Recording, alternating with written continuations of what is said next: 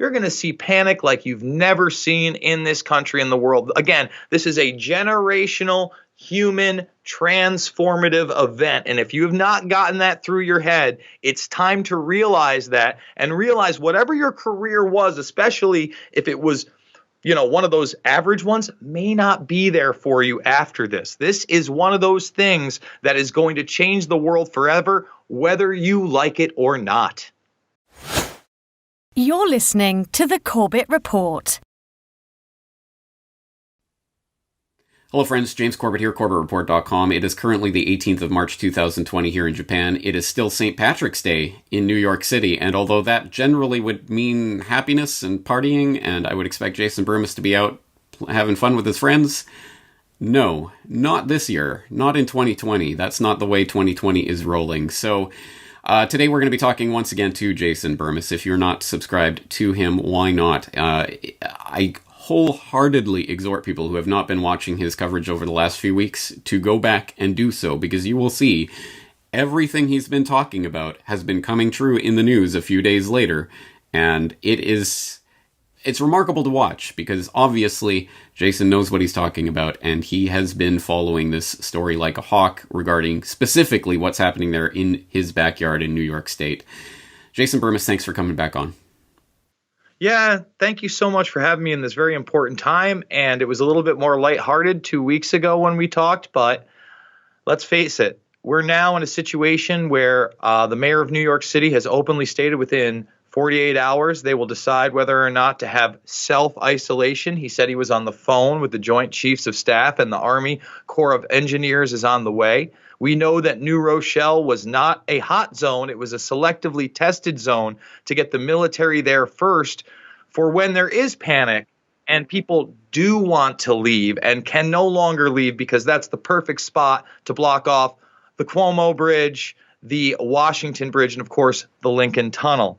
And then in New York State, even in my neck of the woods right now, we have medical tents outside. We have the governor now texting all city goers, basically declaring a New York City lockdown, self-isolation that's so far unenforced, getting people prepared because they're talking at us like children, while telling us that the Army Corps of Engineers will also be here to retrofit buildings, including SUNY dorms, into hospitals within the next few weeks.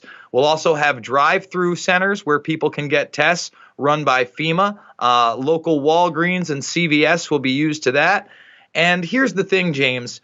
The selective testing has been extremely low in New York to keep not only the panic in New York down, but the global panic down, because it'll be beyond the United States, especially with the way the economy has crashed as we've predicted. Correct? So what they also announced today is by Thursday, they'll be testing 200 people a day in the city. And by Saturday to Monday, somewhere in that range, it will be up to 5,000 tests a day. With those results coming in, there will be massive fear at the amount of people that test positive to this, because a lot of people have been positive for this for months. It is just now that the martial law and the police state is rolling out, not only in New York, but the National Guard officially in 18 states. Exactly right. And as I say, you've been talking about this for weeks and telling people what's coming. And as we speak, as we were recording this, apparently one of the big Twitter trends at this moment is NYC lockdown, because people are finally starting to understand it is coming. They're just prepping people to get ready for it. It is coming. So let's back it up a little bit. Let's set the stage, set the pieces. How did they prepare the public for this? Go over that selective testing in New Rochelle a little bit more so people understand why it's being done the way it is in order to prep the public. Exactly. If you remember when the first positive test came in January, there became a controversy over whether the test worked or not, right? That was rather convenient. Oh, we could have false positives and whatnot. Now I believe that as a scam to slow the testing of everybody down and basically prepare people for what was to come.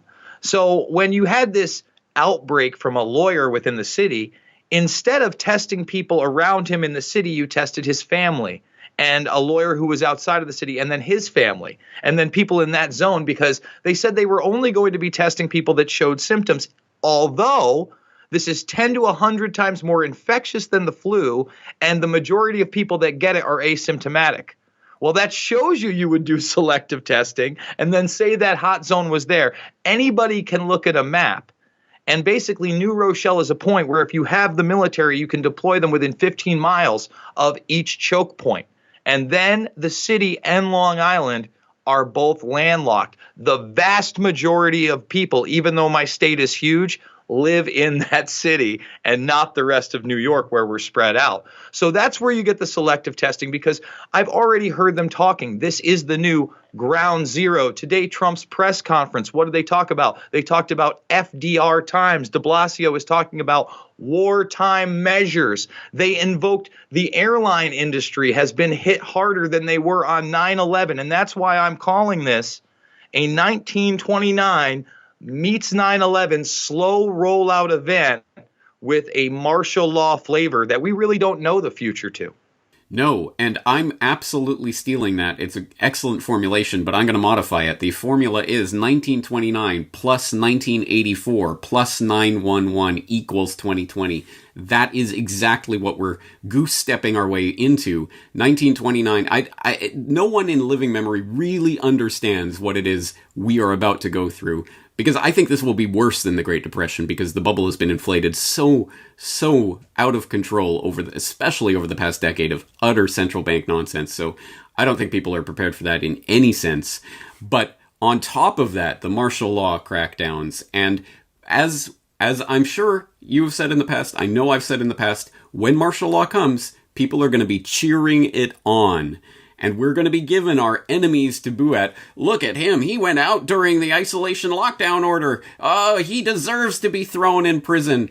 Get him. We are going to be turned against anyone who would dare question authority during this time. Very much like after 9/11. You dare question the government and what it's doing on this wholly virtuous war of terror? And now it's not just anyone could be a potential terrorist. Anyone could be an asymptomatic carrier of this disease. So, everyone is a suspect. Everyone needs to be locked down, and people will actually be cheering it on. The mindset of this is crazy. And the worst part, again, like 9/11, World Trade Center, it was psychologically important, symbolically important, and also physically important in terms of actual world trade. It's so much worse when you're talking about all of Wall Street. One of the major financial hubs in the world is about to go under lockdown. What does that mean for the global economy? Put it in perspective for people. Why New York City, and why is this so important globally? Well, when you look at New York City, I mean, its own economy is massive. But as I was talking about, even before we got together, what were they putting in place? They were putting in place a mechanism to stop trading. 3 times so far, they have invoked this mechanism as the market has fallen. Why? So they can slightly bring it back up artificially for moves to slow the death of this. Now, at the end, we know the infrastructure will be bought up by the survivors. And what will that infrastructure look like? Well, let me show you what that's going to look like. It's going to be like 2020 or papers, please. This was actually leaked to me today by a member of the railroad union. And part of that infrastructure obviously will be the railway system, will be the shipping system, will be the medical system, all the supplies that will need to be there. And factories eventually will probably be retrofitted in that World War II style where we're producing masks, ventilators, supplies, all these people out of work that test healthy, that want a job, that will be your new job. And you will get paperwork like this to travel to certain places. They're already talking about in New York, James, how there is not enough health workers already. Some of the more alarming language in these executive orders is that they can basically deputize anybody to be a nurse, anybody to take a medical sample, anybody to administer medicine. This has frightening implications beyond all of it. But when you go to the fact that they've pre-prepared with shutting down the stock market for minutes at a time, it's not going to be hours at a time next. It will be for days at a time. And you can bet by then you'll have massive bank runs because you're already starting to see them. And when you have massive bank runs, you will have bank holidays and you will officially be in visible hyperinflation. The mask will be off and people, James, like you know, are not always rational. and are probably going to panic. Yeah, I think that's a pretty safe bet in situations like this. And I can already hear some people out there saying, well, yeah, but the stock market's phony and rigged anyway. Yeah, but that is the tip of the iceberg. And there's so much financial infrastructure that goes below that is predicated on or at least we can get a glimpse of what's happening in that little tip of that iceberg. And you're exactly right. Once the bank runs start and mass panic starts, again, all bets off the table. This is insanity. I am not relishing this. This is what we have been warning about, blaring sirens about for the last decade plus, and it is happening right now, and I hope people understand the severity and the gravity of that. But don't worry, Jason, because some anonymous poster on some internet forum board is going to work with the good side of the deep state in the intelligence and military community to this is part of draining the swamp or something that's going on, right? I mean, we can all just wait for the savior to come in from on high. That's why we should be cheering on martial law. That's why we got into doing this, right, Jason? Because we wanted to cheer on the military in martial law scenario. Well, I'm glad you brought that up because, my coverage is slowed on everything else because it's really hard for me to cover anything else right now because this is close to home. I have medical tents outside. I now know the military is on the way. I'm talking to my local law enforcement who I've known for years. They weren't law enforcement when I first knew them in some cases. The chief of police I've known for 20 plus years since he was a beat cop. I have loved ones in New York City where I believe that the hysteria, no matter what you think about the virus, is going to be the worst. The availability of foods and resources is going to be the worst. And these are people that I actually love. There's a face to it now. James, we were talking about, we'll see what it does from Italy. But for me, it is very real. And I've got to tell you, I take utter offense to those who believe in fan fiction and that somehow martial law is going to bring down the deep state and people telling me that nobody's died of this thing and show me a name. Well, I want to show people something. Before you hear show me a name, you need to watch this press conference from now the 5th of March. And they gave names. They gave their phone numbers. They gave their email addresses. And these family members, they weren't treated human, in my opinion. And no matter what you think, whether this takes out 3.6% or 0.6%, or it's just the flu and it's 0.01%, whatever, these are human beings. And now they're American citizens and they speak your language and they look like you. So now it might be a little bit different. And the same in Europe. So what I'm telling people is get prepared. And I've also gotten another, a pushback, James, from other people who are like, well, you sound like a bootlicker. What am I supposed to do in my county? Am I supposed to arm myself against the military? First of all, I'm not trained. I've always said we should have that type of amendment. But if you don't think there's a very real possibility of gun sweeps, this is my county.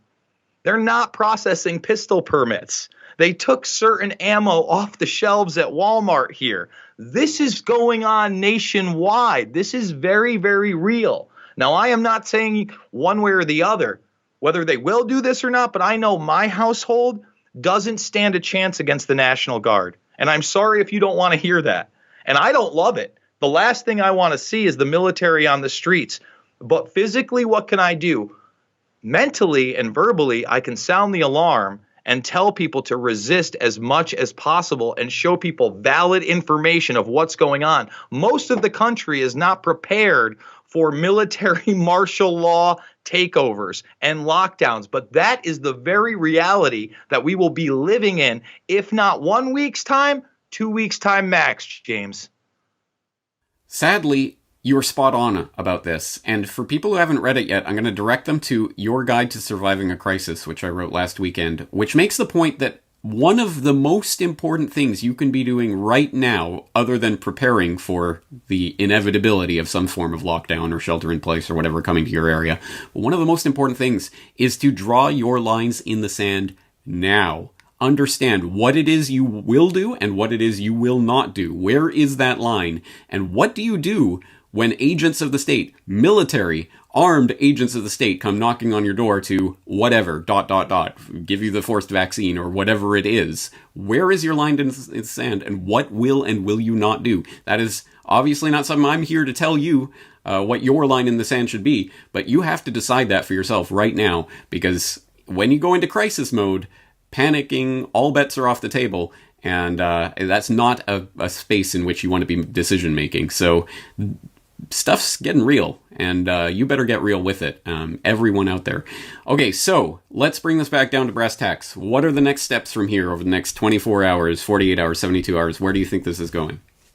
Sure. So definitely within the next probably now 24 hours, they'll announce a lockdown of New York City, not followed with the military. You'll probably see that in the next 72 hours to, Friday, Saturday, the first military presence inside the city walls. That doesn't mean they're going to seal the gates at that point, but I think you're going to see a full lockdown of New York State probably Friday, Saturday. Once that domino falls, you'll already see counties in California. We've already seen San Francisco, for instance, really be under a containment zone. So those containment zones will be expanded. You'll also see military presence probably in some other major cities, Chicago being one of them, in Illinois, etc.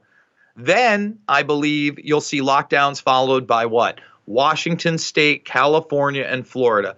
Then the president announces a national lockdown, probably using local law enforcement for the most part. And you will see a bleeding in of the National Guard throughout the country. And you'll see a bleeding in of the Army Corps of Engineers and the real military in the hotspots, in the zones, and retrofitting of buildings as hospital. I mean, that's what you'll see on that end. You're going to see panic like you've never seen in this country, in the world. Again, this is a generational, human, transformative event. And if you have not gotten that through your head, it's time to realize that, and realize whatever your career was, especially if it was, one of those average ones, may not be there for you after this. This is one of those things that is going to change the world forever, whether you like it or not. Speaking of which, we are sitting here in our position in the crow's nest, doing this for a living, looking at this information, trying to see what's coming, trying to warn people about it, and giving people actionable information that they can use in their lives. But obviously, we can only do that because we are supported by people out there who are helping this to happen. And I realize this is going to be an incredibly trying time for everyone. But let's face it, let's be honest, a lot of people are turning to outlets like yours and like mine for information right now, because it is valuable to have people in that crow's nest looking out over the horizon, looking at what's coming. So if you can, and if you do appreciate the work that, say, Jason is doing or that I'm doing, please support it. We need your support, especially during this incredibly trying time, because I'm going to be sitting here as long as I possibly can, giving as good an analysis as I possibly can, doing this full time so that hopefully we can help get through this together. But I do need your support. Jason needs your support. Jason, tell people where they can find your work and how they can support it. Absolutely. And just to reiterate that, right now, YouTube has announced that they're just going to start deleting videos that don't go against their community standards without any kind of explanation at all, because they're short-staffed.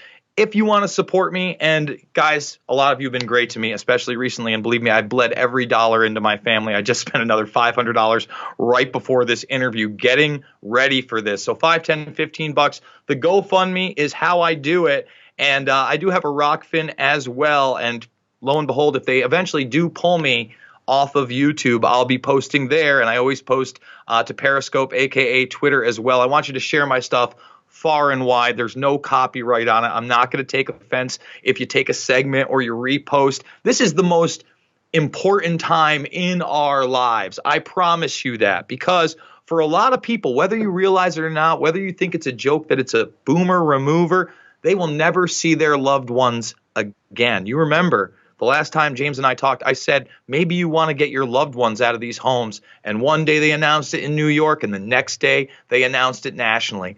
And some people will never hug their parents again. People need to realize this. This is a human event.